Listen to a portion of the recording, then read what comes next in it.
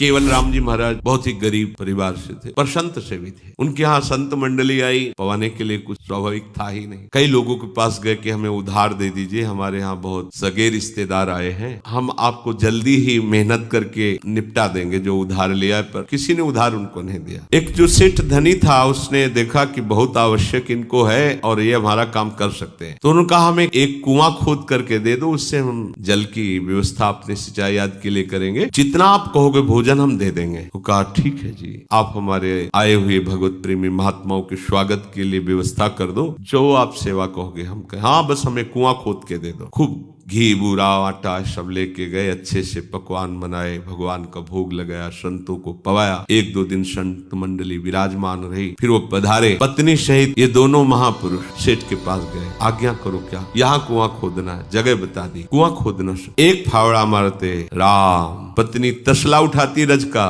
राम। बहुत गहरे गहरे पर जल मिलता था, तो कई हाथ खोदने के बाद बालू वाली मिट्टी आई, खुदाई। अब कोई दूसरा सहयोग देने वाला नहीं था। ऐसे रस्सी में बाल्टी आदि बांध कर नीचे फेंकती, उसमें रज भर देते, वो नाम कीर्तन करते हुए ऊपर घसीटती, वो नाम कीर्तन करते हुए नीचे खोदते। जब बालू के नीचे 10 हाथ खुदाई की, तो जो बालू का पिंड था वो कुएं का फट गया और अंदर रह गए, ऊपर से मिट्टी गिर गई। पत्नी रोई चिल्लाई, लोग एकत्रित हुए, पर उनका भाई इतना गहरा कुआं और नीचे दब गए, ऊपर से कितने हाथ मिट्टी जम गई, वो तो मर गए होंगे। बोले अब खोदना बेकार है, क्योंकि अब खोदने में भी तो समय लगेगा। वो पुराना समय था, ज्यादा और गरीब आदमी थे, कोई सहयोग देने के लिए। पत्नी को समझा बुझा कर सेठ ने कहा जब कोई आवश्यकता हो भोजन सामग्री ले लेना। पूर दिया गया कुआं, और वो नाम जापक महापुरुष। 1 महीने बाद वहां से राजा की सवारी निकली, तो आवाज आ रही थी राम राम राम। तो भक्त हृदय थे, उन्होंने कहा ये आवाज कहाँ से आ रही?